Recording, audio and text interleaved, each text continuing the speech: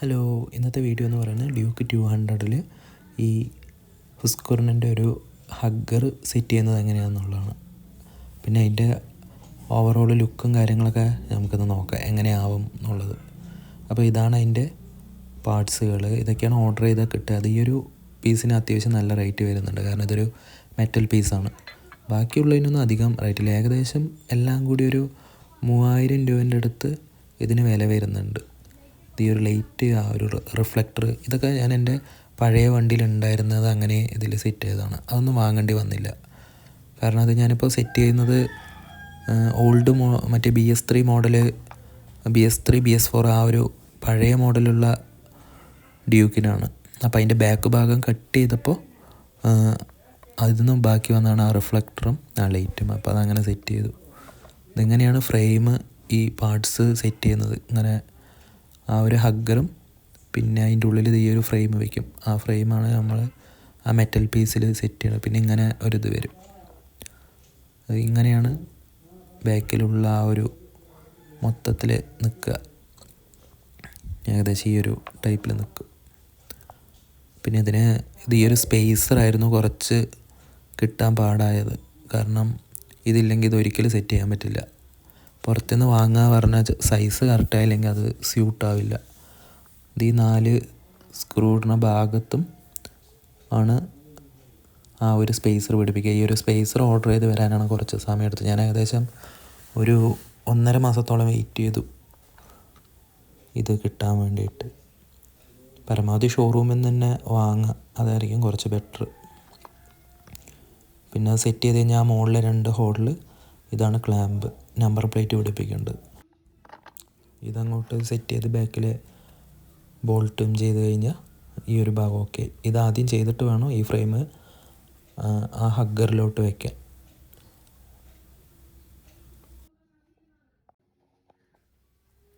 നമ്മളത് സ്ക്രൂ ചെയ്ത് കറക്റ്റാക്കി ബോൾട്ടിട്ട് മുറുക്കി എല്ലാം ഓക്കെ. ഈ ഒരു ഭാഗം എല്ലാം നന്നായി മുറുക്കിയ ശേഷം ആ ബാക്കിൽ സ്പേസർ ഇനി പിടിപ്പിക്കണം. ഈ 4 എണ്ണത്തിൽ ആ സ്പേസർ ഒന്ന് ടൈറ്റ് ചെയ്യണം.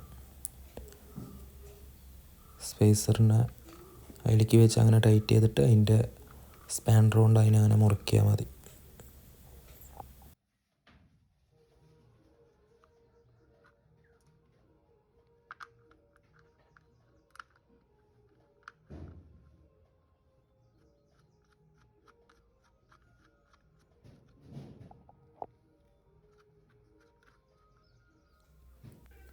അങ്ങനെ നമ്മൾ 4 സ്പേസർ അതിൽ വെച്ച് നന്നായി ടൈറ്റ് ചെയ്തിട്ടുണ്ട്. ടൈറ്റ് ചെയ്തിട്ട് ഇത് ഈ ഒരു ചെറിയ എല്ലങ്കി പോലത്തെ സ്ക്രൂ ഉണ്ടാവും, ഇതും ഇമ്പോർട്ടൻ്റ് ആണ്. ഇതെനിക്ക് ഓർഡർ ചെയ്ത് കിട്ടിയില്ല. ലാസ്റ്റ് ഞാനത് വേറൊരു സ്ഥലത്ത് നിന്ന് ഒപ്പിക്കുകയാണ് ചെയ്തത്. ഇത് കുഴപ്പമില്ല. ഈ സ്പേസർ മാത്രമേ നമ്മൾ ശ്രദ്ധിക്കേണ്ടുള്ളൂ. ബാക്കിയുള്ളത് എല്ലങ്കി ടൈപ്പ് ഒരു 8 അല്ല 6 അങ്ങനെ ഒരു സൈസ് വരുന്നതാണ് അതിൽ സൂട്ടാകുക. അതിന് പറ്റണ പോലത്തെ എല്ലങ്കി ടൈപ്പിനെ പരമാവധി നോക്കുക. അങ്ങനെ വെച്ച് ഇത് സെറ്റ് ചെയ്യണത് ഹഗ്ഗറിൻ്റെ ഉള്ളിൽ കൂടെ ആയിരിക്കും. കറക്റ്റ് ആ ഹോളിൻ്റെ ഉള്ളിൽ കയറുന്ന പോലുള്ള ടൈപ്പ് സ്ക്രൂ തന്നെ ഒപ്പിക്കുക. ഞാൻ എല്ലങ്കി ടൈപ്പ് എനിക്കത് കറക്റ്റ് കിട്ടിയതുകൊണ്ട് കുഴപ്പമില്ല. അത് ഈ ഒരു ഹോളിൻ്റെ ഉള്ളിൽ കൂടെ കറക്റ്റ് കയറിപ്പോകുന്ന പോലത്തെ തന്നെ പരമാവധി സെറ്റാക്കണം. ചെറിയൊരു ക്ലിയറൻസ് ഇഷ്യൂ ഒക്കെ കാണിക്കുന്നുണ്ട്. എല്ലാം വെച്ചൊന്ന് മുറുക്കി കഴിയുമ്പോൾ ഓക്കെ ആയിരിക്കും. ഈ ഒരു ഫ്രെയിം സെറ്റ് ചെയ്യുന്നതിന് മുമ്പ്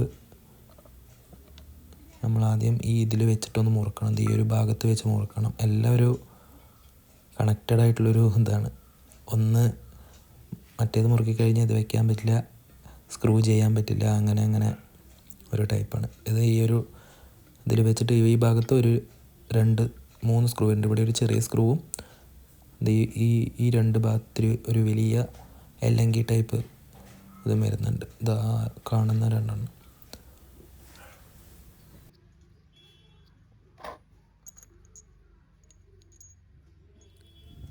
ഈ 2 സ്ക്രൂ വരും. ഇതും ഷോറൂമിൽ നിന്ന് തന്നെ ഓർഡർ ചെയ്തതാണ്, കാരണം പുറത്തുനിന്ന് വാങ്ങി യൂസ് ചെയ്യുക പറഞ്ഞാൽ ചിലപ്പോൾ അളവ് കറക്റ്റാവില്ല, ക്ലിയറൻസ് ഭയങ്കര പ്രശ്നം വരും.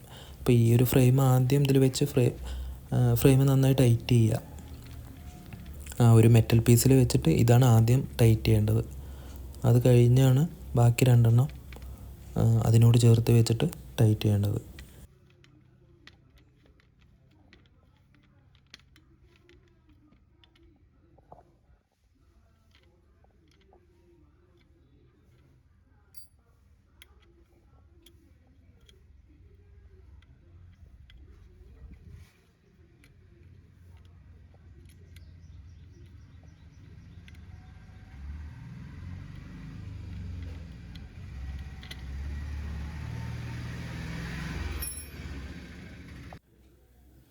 ഇതുകൂടി ടൈറ്റ് ചെയ്ത് കഴിഞ്ഞാൽ ഏകദേശം നല്ല രീതിക്ക് തന്നെ ടൈറ്റ് ചെയ്യുക. കാരണം അത് സെറ്റ് ചെയ്ത് കഴിഞ്ഞാൽ പിന്നെ ഉള്ളിൽ നിന്ന് ഇളകി കഴിഞ്ഞാൽ നമുക്ക് പിന്നെ ഇതാക്കാൻ പറ്റില്ല, മീൻസ് ടൈറ്റ് ചെയ്യാൻ പറ്റില്ല, ഫുൾ അഴിക്കേണ്ടി വരും. അപ്പോൾ പരമാവധി ഈ ഒരു പീസ് നന്നായിട്ട് ടൈറ്റ് ചെയ്യുക. ബാക്കിയുള്ളതെല്ലാം നമുക്ക് പുറമേ പെട്ടെന്ന് വല്ല ലൂസായാലും നമുക്ക് ടൈറ്റ് ചെയ്യാൻ പറ്റും. ഇതിങ്ങനെ വെച്ചാൽ ബാക്കിൽ ആ ഫ്രെയിം കൂടി വെച്ച് കഴിഞ്ഞാൽ പിന്നെ ആ ഭാഗം പുറത്ത് കാണുകയില്ല. അപ്പോൾ അതുകൊണ്ട് അത് നന്നായി ടൈറ്റ് ചെയ്ത് നല്ല ഉറപ്പ് വരുത്തുക.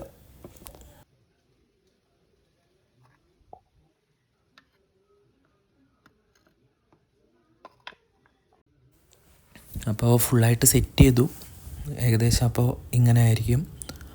ആ സ്ക്രൂ എല്ലാം ചെയ്തിട്ടുണ്ട്, അല്ലെങ്കിൽ ടൈപ്പ്. ഇനി ആ 2 ഹോളിലും അത് സ്ക്രൂ ചെയ്യണം.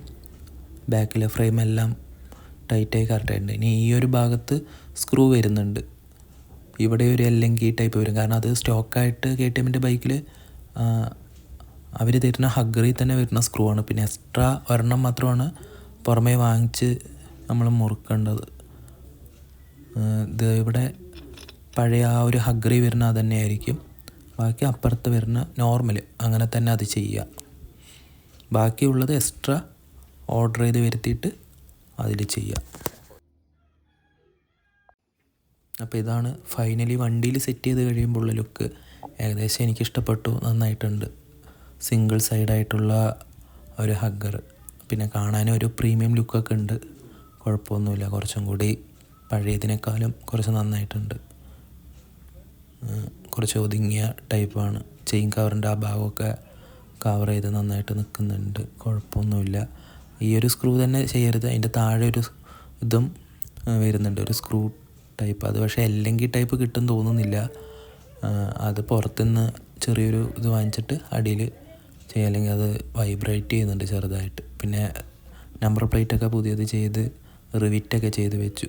അപ്പോൾ കുറച്ചും കൂടി കാണുമ്പോൾ ഒരു നീറ്റ്നെസ്സൊക്കെ ഉണ്ട്. പിന്നെ ബാക്ക് കട്ട് ചെയ്ത ആ ലൈറ്റൊക്കെ അങ്ങനെ തന്നെ വെച്ചു, അത് കണക്ട് ചെയ്തിട്ടില്ല. ഞാൻ ജസ്റ്റ് ആ ലുക്ക് മെയിൻറ്റെയിൻ ചെയ്യാൻ വേണ്ടി മാത്രം അങ്ങനെ അത് ചെയ്തു. ബാക്കി ഓവറോൾ എല്ലാം ഓക്കെയാണ്. ഏകദേശം ഈ ഒരു ലുക്ക് വരും. അപ്പോൾ ഇത്രയൊക്കെ തന്നെ ഉള്ളൂ ഈ ഒരു വീഡിയോ. അപ്പോൾ ഏകദേശം എല്ലാവരും ഇത് ഷോറൂമിൽ തന്നെ വാങ്ങാൻ നോക്കുക. ചിലപ്പോൾ ഏതെങ്കിലും ഒന്ന് മിസ്സായാൽ തന്നെ ചെയ്യാൻ പറ്റില്ല.